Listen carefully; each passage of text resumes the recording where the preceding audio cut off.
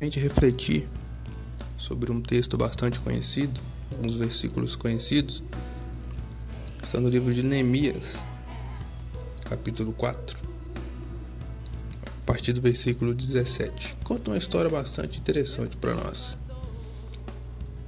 Diz o seguinte: os que edificavam o muro e os que traziam as cargas e os que carregavam, cada um com uma mão fazia a obra e na outra tinha armas. No versículo 17 de Neemias capítulo 4. Talvez você pode, não sei se todos que estão nos ouvindo conhecem a história de Neemias, o projeto que Neemias empreendeu de reerguer os muros da cidade, e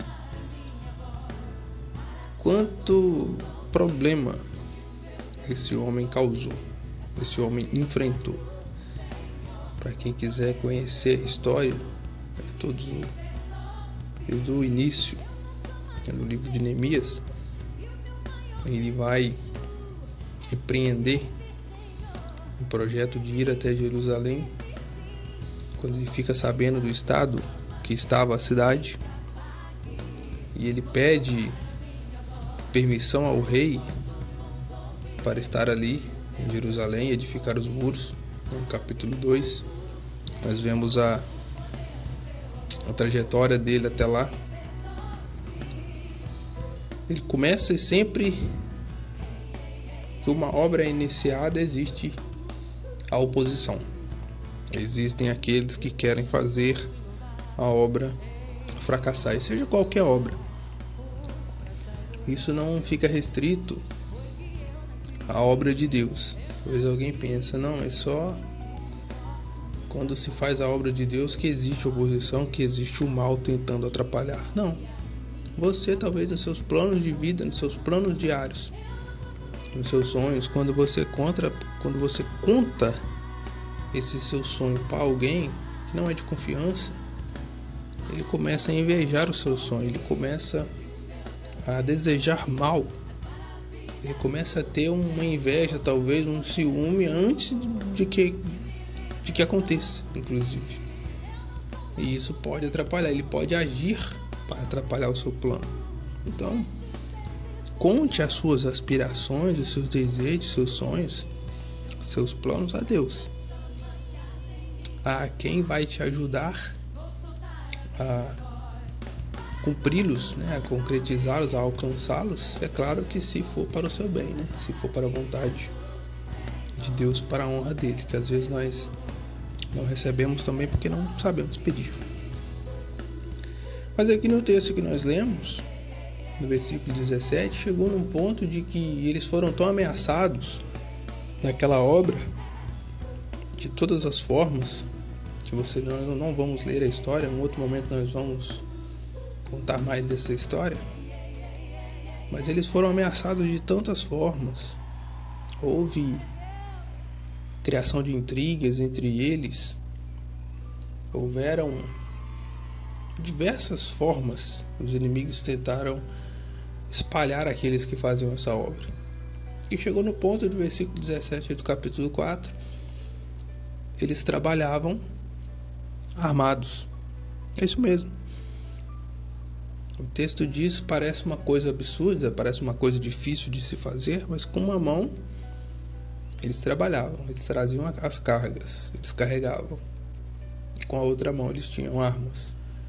Não de uma forma literal, acredito eu, com uma mão livre, uma outra mão ocupada com uma espada, por exemplo. Não nesse sentido, mas no sentido de que todos eles estavam com uma arma ao alcance da mão, uma mão sempre mais livre, para que em poucos segundos conseguisse alcançar uma arma e se defender, porque o inimigo estava à espreita. E eu pergunto, e como estamos nós?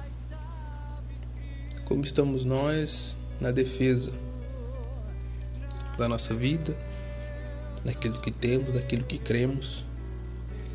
Às vezes nós entregamos filhos, nós nos entregamos às ideias daqueles que querem nos destruir. quando nós damos ouvido muitas vezes à televisão, muitas vezes é o que a mídia quer que nós, a massa de pobres e ignorantes, acredite. Aí uma coisa é certa: o que sai na mídia não é coisa boa. Se saiu na mídia e tem muito noticiário falando da mesma coisa, então desconfie. Tem 95% de chance de ser uma bandeira falsa ou uma mentira. Isso aí é quase certo. Mas como estamos nós na nossa defesa? Na defesa daquilo que cremos, daquilo que acreditamos, na defesa da verdade. Versículo 21: assim trabalhávamos na obra, e metade deles tinha lanças, desde a subida da alva até o sair das estrelas. O dia todo, metade dos homens ficavam com lanças, aguardando o ataque do inimigo para se defender. Que nós possamos não deixar a obra por fazer.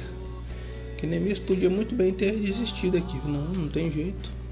Nós estamos arriscando a nossa vida. Eles não querem que a gente faça. Nós não vamos fazer, não vamos colocar nossa vida em risco por conta disso, não. Ele não deixou de fazer. Ele fez, mas ele se guardou. E Neemias, em nenhum momento, ele bolou um plano para atacar o inimigo.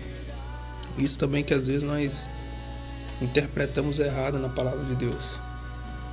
Em momento nenhum nós vemos que a palavra de Deus ela nos diz para procurarmos atacar o inimigo ou procurar mexer com ele. De forma nenhuma.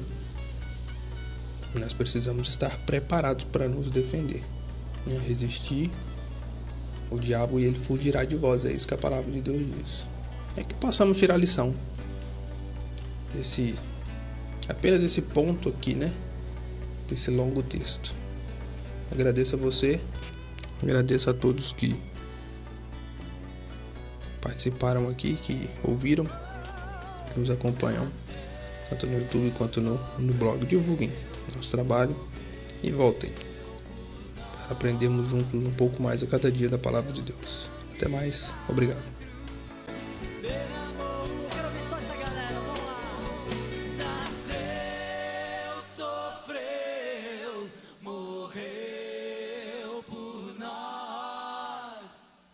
Seu sangue lá na cruz derramou,